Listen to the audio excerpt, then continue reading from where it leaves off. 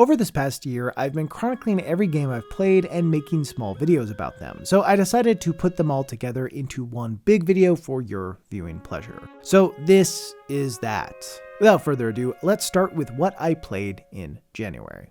I kicked off the year with Elden Ring Reforged. Iron Pineapple asked Yako and I if we'd be down to try out a mod that, among other things, added a difficulty option specifically for multiplayer called Raid Mode, and foolishly, we both said yes. Raid mode is meant to be played by 4+ people, and Pine thought it'd be fun for just the 3 of us to do it, and fun is an interesting word. The mod boosts enemies' aggression, damage, and health, and also gets rid of the cooldown time between their attacks, meaning everything becomes a combo, leaving very few openings to get hits in. The idea of the mode is that it is only possible to do in co-op, which I will say is really cool, and I'd love it if FromSoft had some way to create a similar feeling. There were a handful of times in raid mode where it felt close to impossible and took a considerable amount of banging our heads against the wall to overcome whatever we were on, but it did push us to find the best ways to work together to take out enemies in a way that I've never really experienced before with FromSoft co-op, and it was really satisfying to do. Often frustrating, but still satisfying.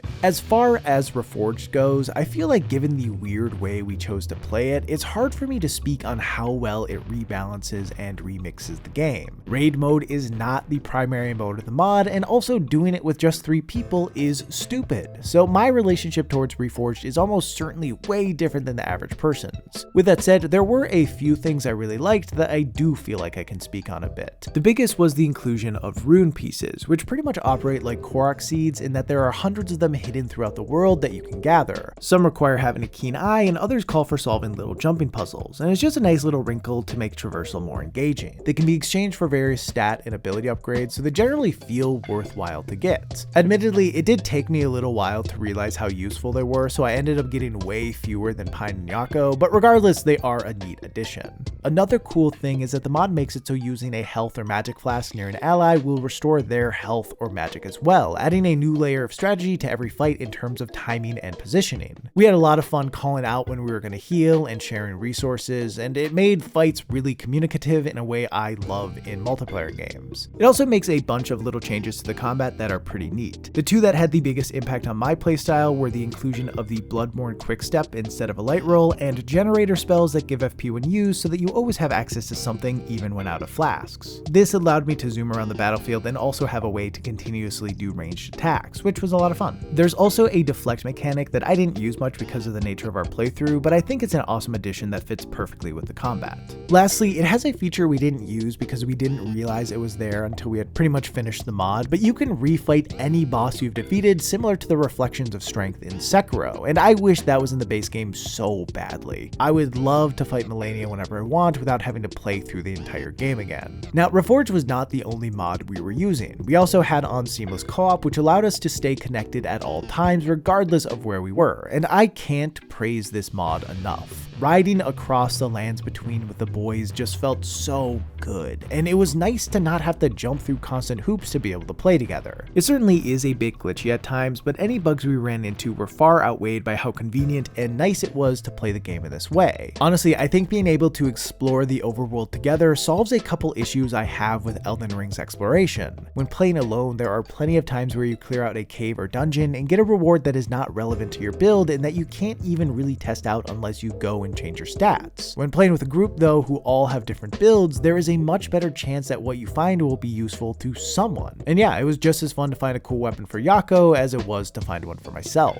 Admittedly, given that we had all played the game before, we were pretty intentional with the places we explored in order to get specific gear, so I can't guarantee that playing with this mod fully solves that issue, but I definitely think it helps. Yeah, it's a great mod, and it's really the only way this playthrough was possible. If you haven't watched Pine's video, I definitely recommend it, as it dives way deeper into both of these mods and the experience as a whole than I can or will here. There are some things about our playthrough missing from his video though. For instance, I based my whole build around rot damage and called myself the Rock God approximately 7,000 times, and he didn't include a single instance of it. So what the fuck, Pine? It should also be noted that Pine and I definitely hamstrung ourselves as we both refused to move off our starting armor aside from when we did meme builds. Had we switched to something better, it certainly would have have saved us a few deaths, but as we had casting bills, we mostly ended up being able to get away with it. Still stupid, but I would do it again for the principle of the matter. Lastly, a lot of comments in the video asked why we didn't fight Mohg, Lord of Blood, and the truth is we did, but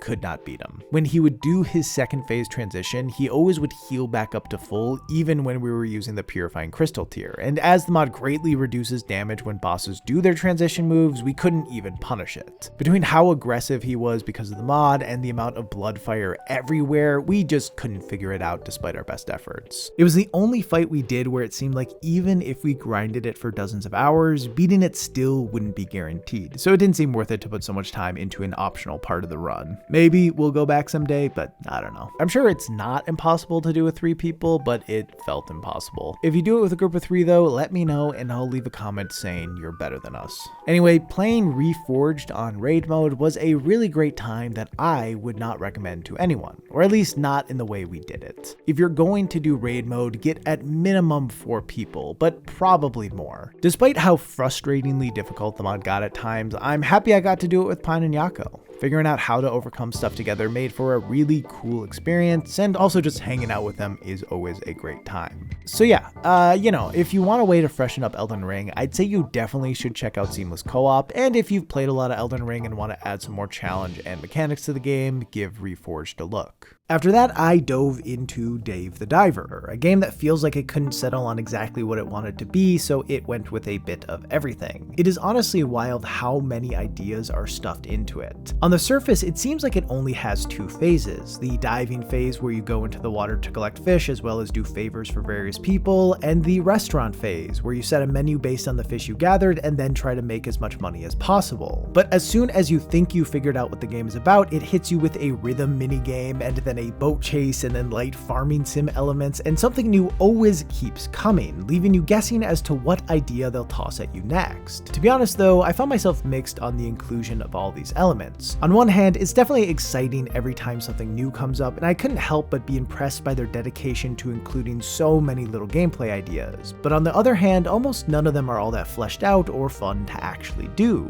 Really, the best part about them is the reveal that they are part of the game. Thankfully, most of them don't overstay their welcome, as you only do them once, but I'm not convinced that they make the game better. I couldn't help but feel that the developers would have been better served focusing on making other aspects of the game more interesting, like the stuff that's part of the core gameplay loop. To be clear, I do think the main part of the game is somewhat successful in what it's trying to do. It's the kind of gameplay loop that provides a constant rush of dopamine by always rewarding you with something, and it is great for a while, but it does eventually have diminishing returns. Like, at the heart of it, you're gathering fish so that you can sell them at the restaurant to make money, which allows you to buy stuff to help you gather more fish that you sell at the restaurant to make more money, which allows you to buy more stuff to help you gather even more fish that you can sell at the restaurant to make even more money, and yeah, it keeps going and going. The problem is most of the things you can spend money on don't make the gameplay more fun, they just make it more efficient. Also, while it expands on where you can go while diving, what happens in the restaurant stays relatively static. In fact, as you get more upgrades, you end up doing less and less while there, and that's a shame because when I started, running the restaurant was my favorite part of the game, but as things went on, I just spent more and more time in the water and barely felt like I was at the restaurant at all. There are also a few quests that require you to skip working at the restaurant for an evening, so on some of those occasions, I'd go 2 hours or so before doing a shift at the restaurant, and that sucked because it was the thing I was most interested in. I really wish they would have expanded on the restaurant phase of the game in some way to make it feel as important as the diving phase, because as things stand, once you get kinda deep into the main story, the restaurant becomes an afterthought, and you can pretty much fund every endeavor by selling dishes made from beating story bosses. So yeah, in terms of gameplay, there is a ton of stuff here, and on the whole, it's mostly enjoyable enough, but a lot of it does lack depth, making it so you're just engaging with stuff instead of engaging with it meaningfully. All in all, it is a charming game that bombards you with content to get swept away in, so if you're looking for a relaxing time that will make you feel good for a while, it is an easy recommendation, but I had hoped to get a bit more out of it. Oh, also, and this is the tiniest thing to be annoyed by, but it still managed to bother me, the version number of the game is always in the bottom right corner of the screen, presumably so that whenever the devs see footage of the game that has some sort of bug in it, they can better hone in on if it is still a problem or not. This is understandable and cool and all, but I didn't want to have it on my screen all the time and there's no way to toggle it off. Again, this is a small thing and obviously it's something I was able to forget about for long chunks of time, but as someone who records everything they play and wants it to look nice, it definitely frustrated me a bit. For any devs watching, please give the option to toggle stuff like this off. With all that said, the game certainly has struck a chord with a lot of people as it has sold and reviewed super well, so I hope its success shows bigger studios that forming smaller teams to develop mid-market titles can be very worthwhile for publishers, developers, and players alike. After finishing Dave the Diver, I jumped into Iron Lung, another game about deep sea exploration, but this one is fundamentally the opposite of Dave the Diver from a gameplay philosophy perspective. Where Dave the Diver is all about excess, Iron Lung is about scarcity. It is singular in its objective, and every aspect adds to cultivating a sense of dread. In it, you pilot a submarine at the bottom of a bloody ocean and are tasked with finding and photographing 10 points of interest. As the submarine is so deep, the navigation window has been shut in order to account for the pressure, so all you have to go off of are coordinates, an unfinished map, sensors that alert you to nearby objects, and a camera that can take a single grainy picture every few seconds. It is impossible to fully make sense of what is outside of the submarine, but two things that are clear almost immediately are that the ocean is vast and immensely dangerous. It took a bit to figure out the navigation, but once I got a hang of it, I found it really rewarding. There was something so powerful about needing to do stuff like trace my finger along the screen to get a sense of where I actually was. It really helped pull me in, making things feel all that much more intense. As I went from location to location trying to make sense of what each point of interest contained and hearing the disconcerting sounds of the ocean around me, I felt so connected to the world I was exploring despite not being able to see it, which is wildly impressive. In some ways, I think it is pretty close to being a perfect game, at least in terms of succeeding in what it set out to do. There is not a wasted moment, and it capitalizes perfectly on all of its mechanics over the course of its hour-long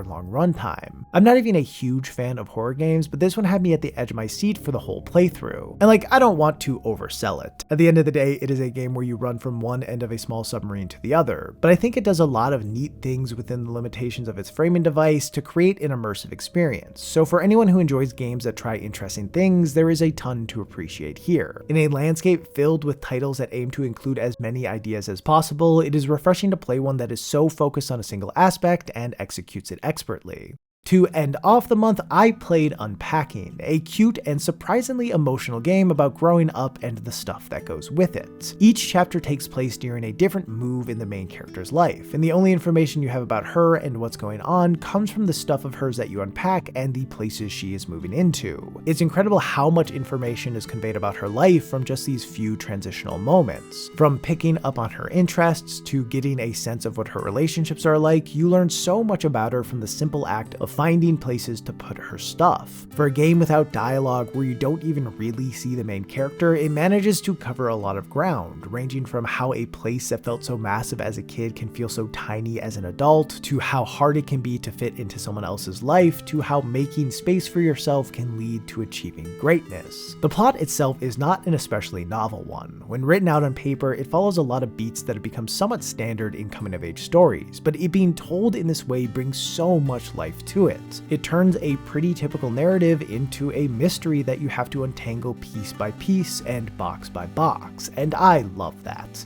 The way this story is told could not be achieved in any other medium, and I adore when games embrace the full potential of what interactive media can provide. The gameplay itself is soothing and simple. I found a lot of joy in organizing the main character's stuff and getting it to look as nice as possible without resorting to stashing too many things under the bed. I wouldn't go as far as to call it a puzzle game, but there are a few times where you have to find creative ways to store things that feel kind of close to one. My main point in saying this is that while it isn't really challenging, it is far from being mindless. Since finishing it, I found myself thinking about it a lot, as it is just so creative and effective in how it tells a story, and as someone who has moved 5 times in the past 5-ish years, I related a lot to the energy it brings. If you watch a lot of my videos and generally find yourself aligning with my taste in games, I definitely say to put this one on your to-play list. It's a really cool title that shows off what the medium of games can accomplish. Then we've got February. I kicked off the month with Lysfanga the Timeshift Warrior, a hack and slash game built around a pretty interesting time loop mechanic. Essentially, each fight requires you to kill every enemy in the combat arena before a mysterious rift explodes. The twist is when you die or willingly reset, you are set back to the start of the fight with a clone of yourself called a Remnant that performs the exact actions of your previous run. So you pretty much work with past versions of yourself to take everything out. The game does some pretty clever stuff around this, like having some enemies that will only stay dead if they are killed within a few seconds of each other, and others that need to be distracted by either yourself or a Remnant as the other takes it out. As you progress, you'll unlock more Remnants, which not only gives you more chances at each encounter, but also offers a fair bit of flexibility in terms of overcoming these challenges. Now, while this is a really cool concept that they do a lot of cool things with, I found the difficulty curve of the game to be a bit off. The first act is extremely easy. It doesn't take much planning or really thought in general to clear the enemies, causing the interesting premise to feel a bit flat. The game does have a solution of sorts for this in the form of time challenges, which, as you could probably have guessed, task you with finishing the fight in a certain amount of time. And honestly, I think engaging with these challenges is when the game is at its best, as it pushes you to plan out your route and have a strong understanding of your character's abilities to be able to get it done in time. It makes it so you actually have to work in tandem with your Remnants instead of just brute forcing your way through all of the levels. The problem with this is that there isn't really a reason to do the time challenges other than because you want to. And I know that's enough for some people, but I always struggle when there's no extrinsic motivation. Somewhere in the middle of Act 2, when the game got a fair bit harder and it started to take more effort to do some of the time challenges, I ended up abandoning them altogether because they pretty much only served to mess up the pacing of the game. The second half of the title definitely calls for a lot more thought than the first, so I was still mostly satisfied with the gameplay despite not having to be as strategic as I was when going for the time trials, but I did find myself wishing for a middle ground where I was incentivized to do the time trials but could skip past ones that were taking too long. I think a progression system like Neon White's could have benefited Lysfanga a fair bit. In it, you need to reach a certain rank in order to unlock the next set of levels, which means that you can't just simply clear each stage. You have to reach a threshold of points that are earned from the medals you get from hitting certain times. This pushes you to look for quicker ways through each level, making you engage with the most interesting mechanics in the game. But you can still reach that threshold without hitting the fastest time on each stage, so you don't have to always be perfect. Obviously, this approach would have to be tweaked to work for Lysfanga, but I do think it would have made doing the time challenges feel worth it. Alternatively, they could have just offered some sort of useful reward, and that would have probably gone a long way. Really, in general, the game has a bit of a reward problem. Spells and weapons are obtained largely through story progression, but in a way that often feels kind of random. And there are a few collectibles that can be obtained from exploration, like shards that give you more Remnants and orbs that unlock cosmetics, but nothing is really earned from the actual combat, and there is no way to upgrade the stuff you get, leading to it all feeling a bit underwhelming. I don't know, I have no proof of this, but based on a lot of ideas in the game, the devs seemed like they had bigger plans for what it would be like and had to scale them down a fair bit, and aspects that either should have been adjusted or cut still made it in, leading to a handful of things that feel underdeveloped and disconnected.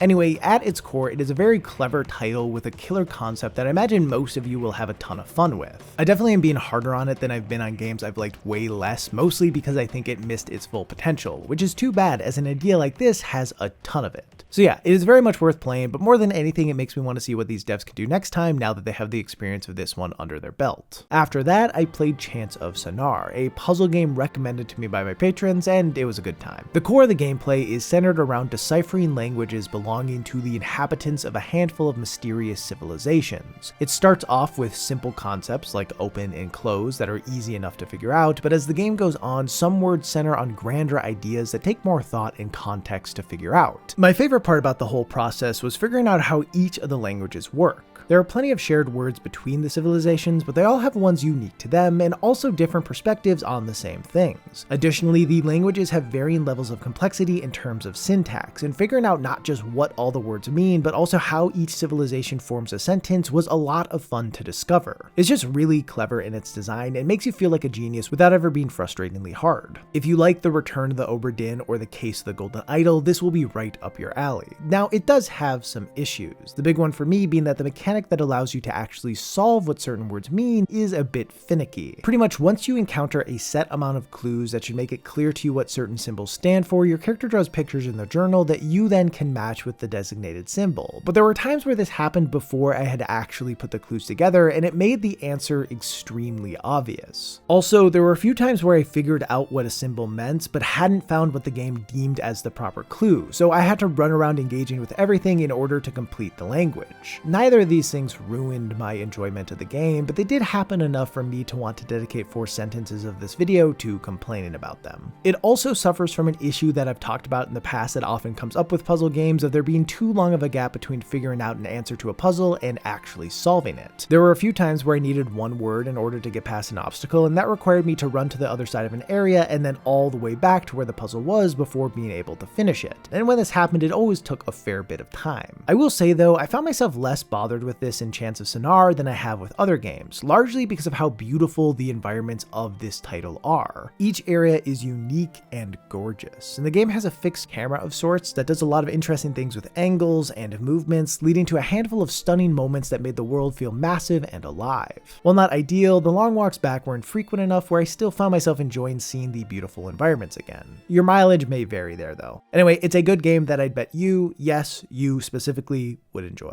Then I ended the month with Penny's Big Breakaway, a 3D platformer with some of the most satisfying movement I've experienced in a game for a good while. Pretty much every move can be chained into another, and while this can be said for plenty of 3D platformers, I can't think of a ton where it feels this natural to pull off. After learning the core moves, I knew exactly how to combo them together to keep my momentum up and get anywhere I wanted to go. And even though it has a pretty low skill floor, there is still a wildly high skill ceiling for those who want to zip around each stage as fast as possible. I appreciated that I felt competent from the start, but still had a lot of room to get better in regards to timing and what moves to turn to in any given situation. The stages themselves are solid and generally introduce some new gimmick to keep things fresh, although I can't really think of any that truly blew me away. The star of the game really is the movement though, so I didn't find myself all too bothered by that. Like most 3D platformers, there are a handful of things to do within each level aside from completing it, the main two being collecting hidden coins and solving dilemmas for NPCs. I had a lot of fun finding the hidden coins. Typically when it comes to stage-based platformers, I love figuring out where the developers might stash a secret, and a lot of them here offered neat little challenges to overcome. The dilemmas on the other hand were a bit more hit or miss. Pretty much they are quick little side quests that ask you to do all sorts of things, like score a certain amount of points in a set area, or collect items spread across the level, or reach a destination without getting hit. In terms of difficulty, they end up ranging from so easy that you don't even realize you did anything, to hard in a way that doesn't feel all that fair. The latter mostly comes in the form of time challenges, which I think are fine in theory, but the problem is the timer starts right when you pass the NPC given the quest, and on the first time through a level, you have no idea what they're going to ask. So most of the time, I ended up losing a few seconds to processing what I needed to even do, and as the window for some of them is pretty tight, I'd often fail and have to reload from a prior checkpoint, which on a few occasions put me way before the challenge. This is a small want, but I do wish there had been a way to just reload from the start of a dilemma instead of the nearest checkpoint. And while I'm complaining about stuff that didn't have a massive impact on my enjoyment of the game, but did register as annoying, I found that its fixed camera angle sometimes made it hard to judge the depth of floating objects, leading to a few jumps feeling like a guessing game. This isn't a problem all that often, but as the levels generally are so easy to read and understand, it does stick out when it comes up. And I'm not saying this isn't at all a skill issue, but it's not something I've struggled with in most of the 3D platformers I've played, so I feel like it's not all my fault, just maybe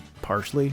I don't know. Maybe I'm just bad. Technically, you can adjust the camera angle a little bit, but doing so while actually playing requires a wild claw grip that is not worth the effort. The last thing I found to be a little underbaked were the boss fights. Between stuff like hard to read hitboxes and mid-boss health drops that are almost impossible to get because they spawn on the boss and disappear almost immediately, they all just feel a bit janky and aren't well suited for Penny's movement. There are some creative ideas within them, but the execution felt a bit lacking. Anyway, despite these complaints, the core of the game is super enjoyable for anyone who likes smooth platformers, and I'd recommend it to pretty much everyone. I do want to say, when it comes to all three of these games, I definitely am being harsher on them than I've been with worse titles. Sometimes when a game is pretty dang solid, it is just easier to notice the issues with it and get stuck thinking about them a bit too much. So yeah, if it seems like I didn't like them based on everything I've said in this video, that is not the case. They just had enough issues to keep them from reaching the heights that I thought they might when I first started them. It's like the difference between great and incredible.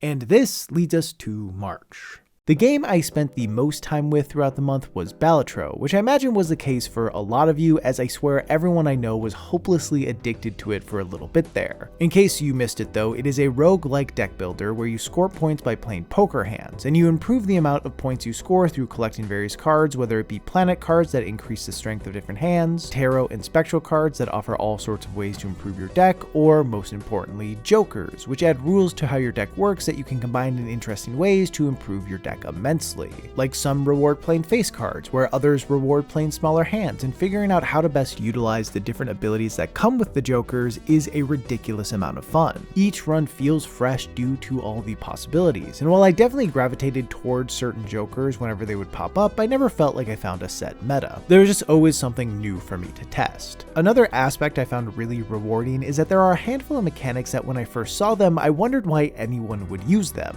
For instance, you can skip blinds to earn various tags that have different abilities, but this means missing out on earning money and powering up your jokers from actually playing through the blind, and for a while it didn't seem like the majority of the tags outweighed those benefits. However, once I better understood the game and got more comfortable with it, I started skipping blinds all the time and taking gambles with tags in the hopes of getting good rewards, as there is a lot of potential to build an awesome deck from that.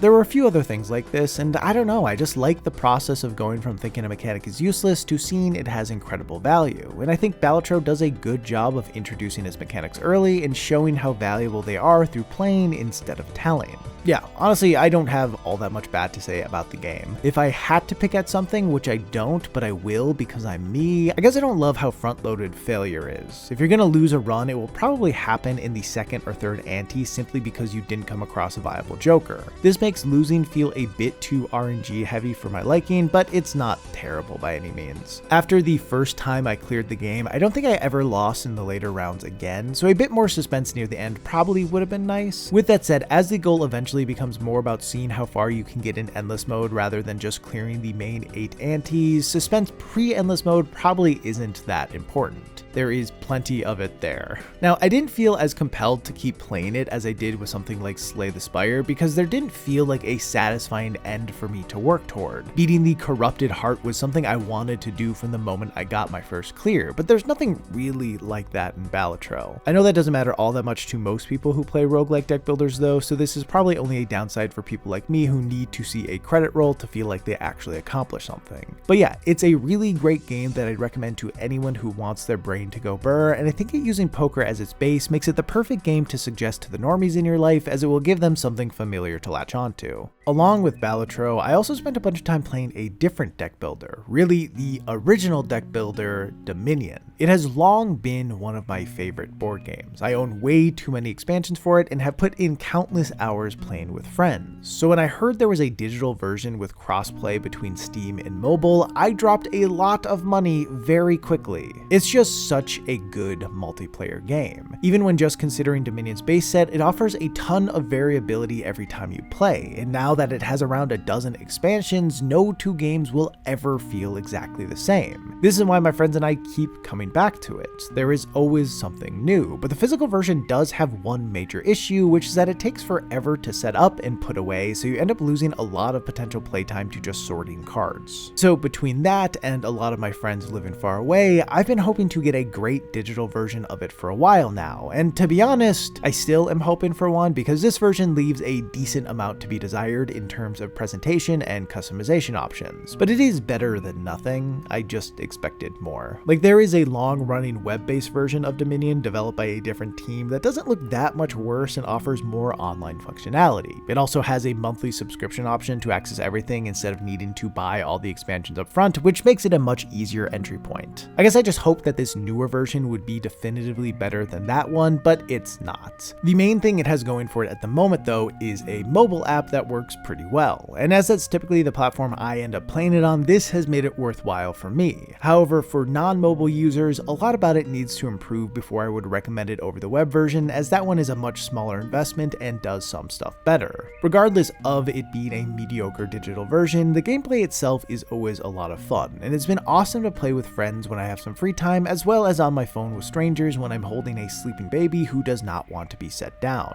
If you have never played Dominion before, I definitely give this or the web-based version a look. You can play the base edition for free, which will give you an idea idea of how the game works. From there, if you like it, you should determine if you'd rather play on mobile or PC and decide if the investment is worth it for you. All in all, it's a classic game that is loads of fun to play with friends and is well suited for this kind of medium, even if they didn't nail it here. And that brings us to April. I began the month with Pepper Grinder, a 2D platformer where you play as a girl with a drill who uses it to zoom through the earth and attack bad guys. If you've played Ori and the Will-o'-the-Wisps, it feels very similar to the Burrow ability in that, and it explores the mechanic in some interesting ways. Especially in the third area, there are some really clever and exhilarating set pieces to work through. The game introduces all sorts of ideas that make complete sense for the mechanic, but that I never would have thought of, which made encountering them really cool. I really like design that is intuitive yet surprising. It was in this part of the game where everything really started to click. The first two worlds are fun, but they're all about introducing core concepts, and it's really not until that third world where those ideas start to get built upon. Unfortunately though, there are only 4 worlds in total. Now I've said this before and I'm sure I'll say it again, but I don't really care how long a game is as long as it gives me an enjoyable and fulfilling experience. A short hike is one of my all-time favorites and it's an hour long, so I'm not a dollar per hour kind of gamer, but I do find myself disappointed when a title ends before hitting what feels like its full potential, and that's how I felt after finishing Pepper Grinder. As great as the third area is, that's really as good as it gets, because the world it is followed by doesn't really elevate the platforming all that much, and instead focuses on combat sections that aren't all that engaging, and gimmicky sections that do have some novelty, but aren't nearly as fun as the platforming. Frankly, throughout all the worlds, I felt like there were a few too many of these types of sections. They seem to be included to break up the platforming a bit, but as the game is so short, I don't think doing that is super valuable for pacing. It just ends up feeling like half the game is less interesting than the other half. So yeah, I'm left in this weird place where I do feel like the best bits of Pepper Grinder are awesome, but I just wanted a lot more of those bits. For those who love games that favor mechanical variety over mechanical depth, you'll probably have a lot of fun with this one, but I walked away wishing I could have done more digging. As unfair as this is to say, in a post-Celeste world, it is tough when a platformer doesn't get anywhere close to the full potential of its movement mechanics. And obviously Pepper Grinder, a debut title from a solo developer, should not be expected to be the next Celeste, nor is it even trying to be, but as someone who has played Celeste, I have been spoiled by it, and unfortunately that's led to me being a bit harsher on every platformer I've played since. So yeah, I don't know, it's a really charming game with some great moments, but as far as the stuff I look for in platformers, it fell short. That doesn't mean I wouldn't recommend it. It's a solid enough title, and depending on your preferences, it may gel really well with you, but there are plenty of other indie platformers I'd point you toward first. After that, I played Convergence, a League of Legends story, a Metroidvania published by the now defunct Reforged, rest in peace, you deserved better, that also feels similar to the Ori titles. Of all the Reforged games I've played, this was the only one made by a studio that I had no familiarity with, so I didn't really know what to expect in terms of quality, especially because the studio hasn't made a game like this before. But it turned out to be pretty good. In it you play as Echo, which I was hyped for because my entry point to Runeterra was Arcane, so he is one of the few champions I actually know. And just like in League, his powers revolve around various time shenanigans, the main one being that he can rewind time to a few seconds in the past. As it uses a resource when you take a hit, you have to decide whether or not it's worth it to just let it be or try again so that you have more health for later in the fight. This system just works really well. Having a limited amount of chances to go back helps ease the sting of getting hit in stupid ways while still keeping the stakes high. The majority of the abilities you earn throughout the game end up being useful in both combat and traversal. By the end of the game, you feel so much more powerful than you were at the start because of how many things you can do and how often you are asked to do them. The game regularly presents cool fights and platforming sections to test your limits, and yeah, it just utilizes the skills well. Now, to complain a bit, as there are so many abilities, a few of them end up sharing buttons. Most of the time this is fine, but it did cause some issues for me, the main one being that the parry button is the same as the roll button. Throughout the majority of the game, this didn't matter that much as the roll doesn't move you that far, so it was easy to judge the timing. Also, when you press the parry button in the air, you don't roll, so that was especially straightforward to pull off in terms of spacing and timing. However, once the dash ability is unlocked later in the game, it replaces the roll, and this messed me up so much. It made the parry window feel kind of weird, and also made it so much harder to parry in mid-air as pressing the button would launch Echo to the left or right instead of parrying in place. Most of the time this was just a mild inconvenience, but there were a few fights where the changes made parrying not feel like a viable option, and unfortunately there doesn't seem to be a way to put the parry on a different binding. Aside from this, though, I found the controls to mostly be solid and the moves fun to pull off. As for the game's story, it's pretty goofy, and I don't mean that in a good way. It centers around time travel and the responsibility of those who wield it, but it doesn't do all that much with that, and has some weird tangents that feel out of place. Of the Reforged games I've played, this was definitely the least connected I felt towards a game's narrative, which is fine. Not every title needs an awesome story, but as it was dealing with a character I had seen be part of an awesome story, it left a lot to be desired. So yeah, I'd say if you're looking for a stellar Metroidvania that focuses on interesting movement abilities that tie well into combat, play Ori and the Will of the Wisps. And if you're itching for something similar afterward, play Ori and the Blind Forest obviously, and then after that, check out Convergence. Lastly, I got sent a review code for Another Crab's Treasure, a Souls-like where you're a crab. The developers, AgroCrab, are the same team behind Going Under, a title I played last year and really enjoyed, so I had high hopes for this one and it didn't disappoint. What I love about it is that it is unabashedly influenced by the Souls series, but sets a tone that is unlike anything you'd expect from a game with a Souls-like label. It's colorful and bright, its writing leads with comedy, and it tells a straightforward story that doesn't require scouring item descriptions to understand. Similarly to Going Under, its writing manages to be both funny and also a sharp commentary on unjust power structures, which now that I think of it, the latter is kind of the basis for every FromSoft game, so maybe it's not that different. The setting is super cool. Obviously, it all takes place underwater, but instead of pristine reefs and beautiful kelp forests, there is trash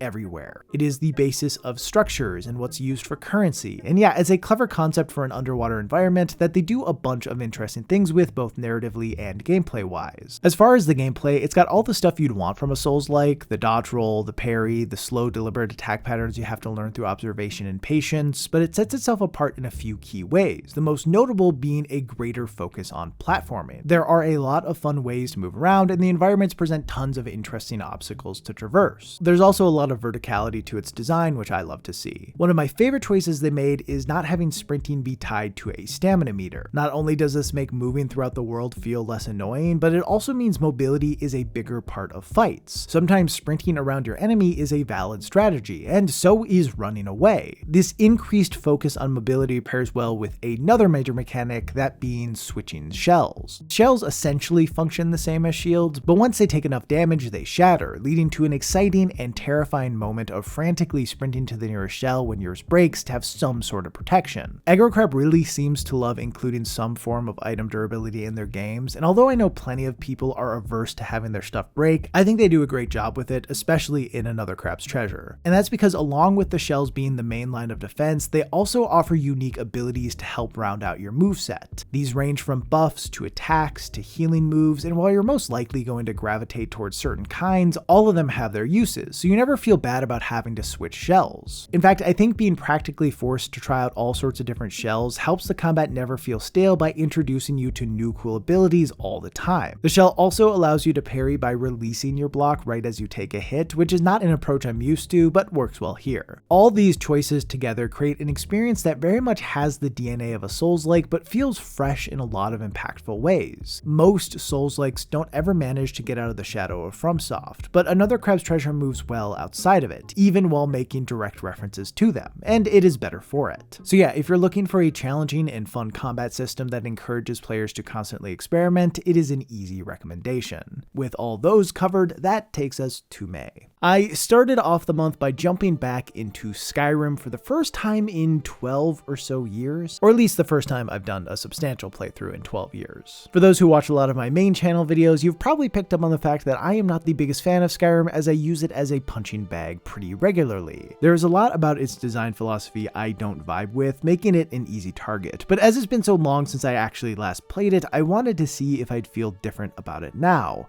And, it's complicated. I have a main channel video that goes more in depth about it, so I don't want to dive too deep into it here, but it definitely is one of the most fascinating games ever made. It does so much, and there is a uniqueness to it that is unparalleled. I don't fully think that's a good thing, but it does make it stand out all these years later. No one else really makes games that hits the same notes as Bethesda titles, and Skyrim is a shining example of that. It is so ambitious and also so broken. And while that combo might seem off-putting, there is something strangely alluring about it. Skyrim released in an era where being broken at launch wasn't the norm, and I imagine this made its messed up launch state feel more like a novelty instead of a widespread problem. The bugs and its issues in general have grown a reputation as a sort of feature instead of as a failure of the studio. And yeah, I don't know, even as someone who is extremely lukewarm about Skyrim, I think I would like it less if the NPCs didn't act so weird, or if the physics worked all the time. There are certainly aspects of the game that I do think are just bad, but also part of the fun is seeing the system stretch and try to make sense of what is going on. It is a weird game that I probably will be trying to make sense of for the rest of my life. Replaying it has given me like 3 or 4 ideas for videos, and they are ones I'm really excited to make, so I guess expect to see me yap about Skyrim for a while on the main channel. It's always nice to jump back into a game you thought was well in your past to find that you still have a lot of thoughts about it and things you want to experience within it.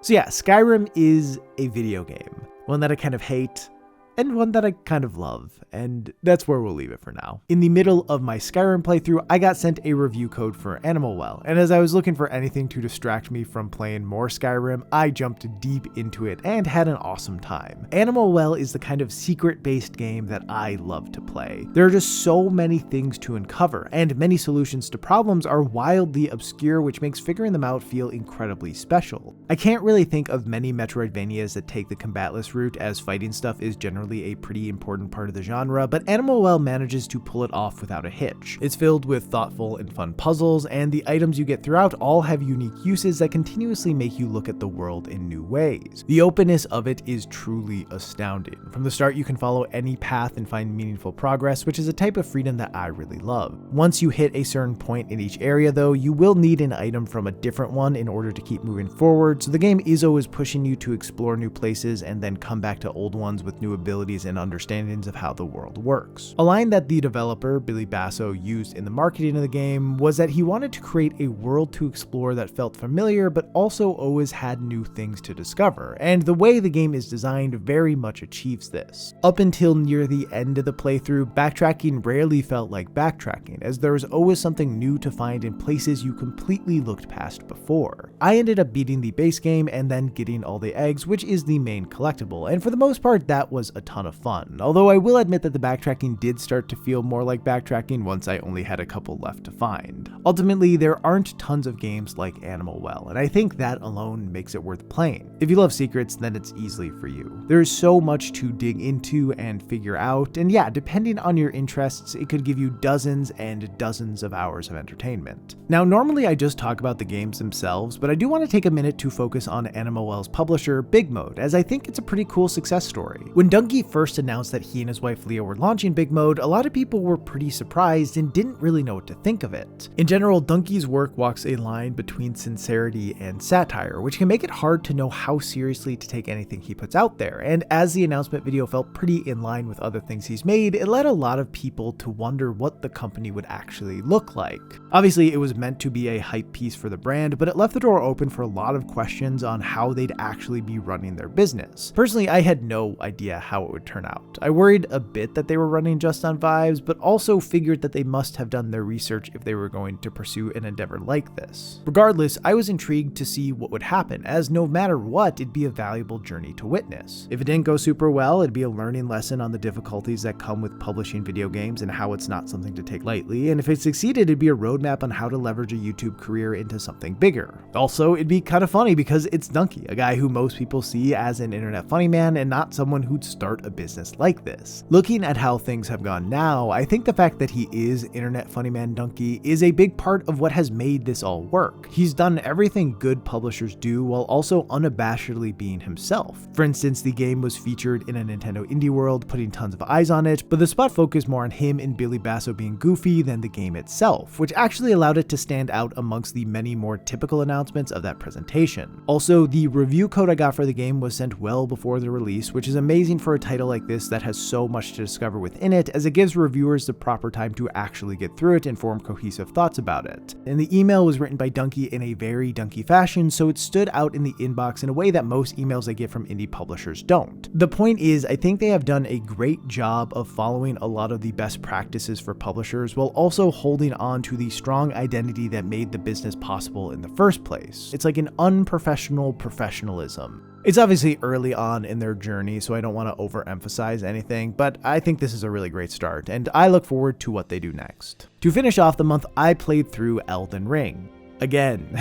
I wanted to have a character prepare for the DLC as my main file is in New Game Plus 4, and I've learned the hard way in the past that playing FromSoft DLC on New Game Plus makes for an especially miserable time. As I was just trying to set up a character, I wanted to beat it as quickly as possible. So my first goal was to get to Mogan Palace in order to grind against the enemies there and get to rune level 130, as that's the level I wanted to enter the DLC at, and it was kind of fun doing an exploit run like this. I watched plenty of videos of other people doing stuff to get super powerful early, so I had a good idea of the different things I needed to do. And yeah, while I wouldn't suggest doing any of this stuff on a first playthrough, it is still fun to see some of the ways you can cheese and break the game. However, after playing for a while, I was just having a lot of fun and kind of lost steam with the whole beating it as quickly as I could thing, and instead did all the remembrance bosses, collected tons of spells and weapons that I won't ever equip because I can't bring myself to use anything aside from the greatsword, gathered all the golden seeds, sacred tears, and physic tears, and stocked up on tons of upgrade materials. Not to keep shitting on Skyrim, but as I was playing them both simultaneously, I think part of why I ended up doing more stuff in Elden Ring was just because I found it so much more enjoyable to play than Skyrim. Obviously, they are very different types of open world games that are trying to do very different things, so I don't want to compare them beat for beat, but yeah, I much prefer Elden Ring's approach to its open world, and when choosing between which one I wanted to keep jumping back into, it was hard for me not to pick it over Skyrim. The other major reason I ended up doing way more in this playthrough than I initially intended is that I wanted to get used to playing the game again, as I figured the DLC would pick up at the level of difficulty that the base game ended on, so it'd be worthwhile to get some real practice in. And yeah, by the end I felt like I was kinda good again. Anyway, as a result of this playthrough, as well as the Reforged playthrough I did earlier in the year, Elden Ring has become my most played game on Steam by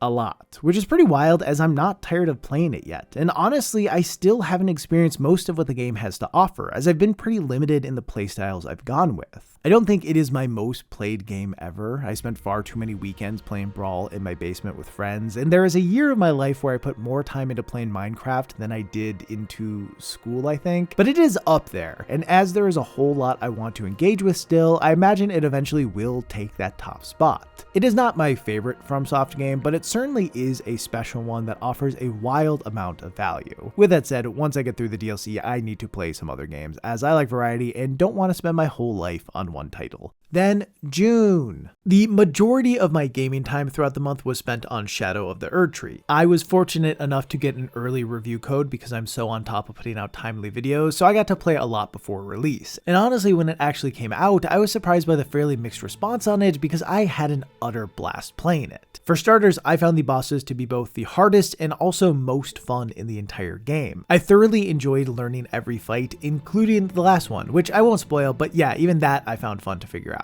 I know that is not a super common opinion though. Now, I definitely do respect the frustrations some people had with the difficulty of the DLC. I think the design of some bosses makes it hard to stick to strategies that always worked in the base game, but I didn't really run into that kind of frustration because of the build I used, which was based around the deflecting hard tier. And in my opinion, it's the best addition of the DLC. Essentially, it operates similarly to the deflect in stuff like Sekiro and Lies of P. So if you time a block perfectly, you can negate all damage without losing stamina, and then retaliate with a guard counter if there's an opening. This added a whole new layer to fights as I could be so much more aggressive. Instead of always waiting for an enemy attack chain to end, I'd sneak in as many hits as I could in the hopes I'd get staggers on them to punish them for tons of damage. Frankly, I wish the deflect was just a base mechanic everyone could use instead of being tied to the wondrous physic, because it honestly feels like a handful of bosses were designed with it in mind. I know a complaint plenty of people have had about Elden Ring is that so much of it is just waiting and rolling until you can get one hit in, and I think the deflect solves that issue. And yeah, I now want to do do a playthrough of the base game while using it because that just sounds super fun. I didn't end up using any summons to beat bosses because I am brain broken and need to win with Big Sword only, but more so than any FromSoft game before it, I was tempted to for lore reasons alone. The DLC does a lot of cool stuff with NPCs that make quests and various interactions have significant impacts, which I love to see. Also, a few are featured in boss fights in pretty cool ways, and it all makes me want to replay the DLC to see all the various kinds of interactions and moments I missed. Maybe the most impressive thing about the DLC is its art direction, which is impeccable. Genuinely, these are some of my favorite looking areas in FromSoft's entire catalog. I was in awe every time I reached a new place. The ideas and the way those ideas are realized are always interesting and surprising, and yeah, it's just the kind of world that is special to witness. Now, I will say that while the areas are visually engaging, the use of the actual spaces in the game sometimes feels underwhelming.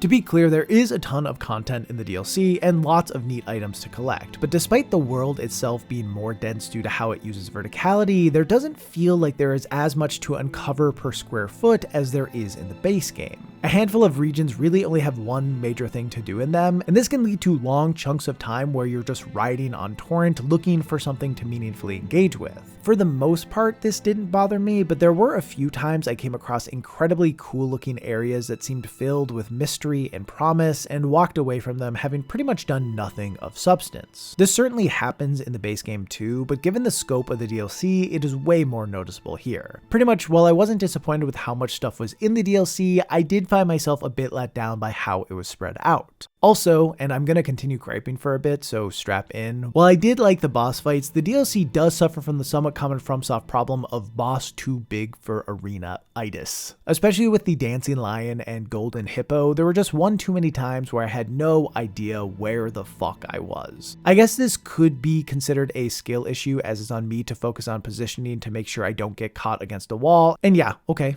sure, fine, but there are certainly times where depending on how a boss strings moves together, it can feel a bit unfair. Also, I don't think camera management is an interesting skill to master, at least not in this kind of game. So I wish that they had a better solution for it, although I don't really know what that would look like, so maybe it just is what it is. Like in the base game, I know a lot of people were bothered by reused enemies, but for the most part, I didn't have an issue with them with the exception of dragons, which I got pretty tired of. Aside from actual boss dragons like Belle, they are pretty boring to fight, and it's a shame because in theory a dragon attack should be extremely exciting, but instead they feel kind of tedious. Anyway, the discourse around the game has definitely died down a fair bit since release, but it was interesting to see people feel like the DLC was too hard, because while it definitely was a step up from the base game, it also seemed like a natural progression in difficulty. To be fair, I wasn't on New Game Plus, I stayed on top of collecting Shadow Tree fragments, and I think the deflecting heart tier really is the perfect counter to the increased boss aggression in the DLC. Point is, I probably didn't have as much friction as many other players. With that said, my takeaway from many of the complaints was that a lot of people just want Dark Souls 4. They want to go from boss to boss without having character progression be so tied to exploration, and I get that. I think while the gameplay loop of Elden Ring is great, it is one that can be hard to stomach at times, as a lot of people want to figure out how to beat a boss when they first come across it. They don't want the answer to be that they need to get to a higher level or gather a certain amount of collectible to stand a chance. They want the answer to be just getting skilled enough to overcome it.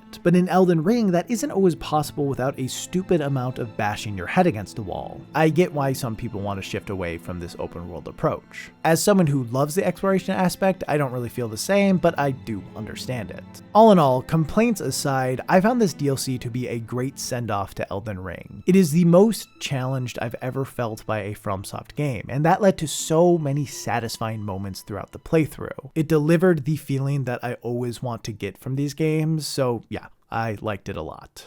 After Shadow of the Erdtree, I played Hextech Mayhem, another game published by the now defunct Reforged, and it was fine. It's a runner, and I'm not super into runners, so I guess that's kind of on me, but it definitely was charming enough. The music is solid and made better by how it is incorporated into the gameplay. Actions are all tied to the beat, and when you string together a long combo, the screen shifts in color and the music gets louder and more instruments are added, drawing you into a sort of flow state. Missing an input then sets the music back to normal, and there is something so deflating about how that feels. And I mean that as a good thing, because it makes you want to get better so you can always stay in the flow state. Along with the directed inputs that show up on screen, you can also get even more points by doing inputs based on cues in the level itself. So if you see a platform, you can probably jump up to it, and if you see a blue light, you should probably throw a bomb at it. I found the vast majority of these to be super easy to miss, especially when focused on the directed inputs, but I do like that observant players can get rewarded with more points for noticing them and successfully inputting them. Also, once you beat the game, you can turn on a setting that shows all the hidden prompts, allowing you to have the more input-intensive experience without needing to spot every cue in the actual level. It's pretty much just a clever way to introduce a hard mode.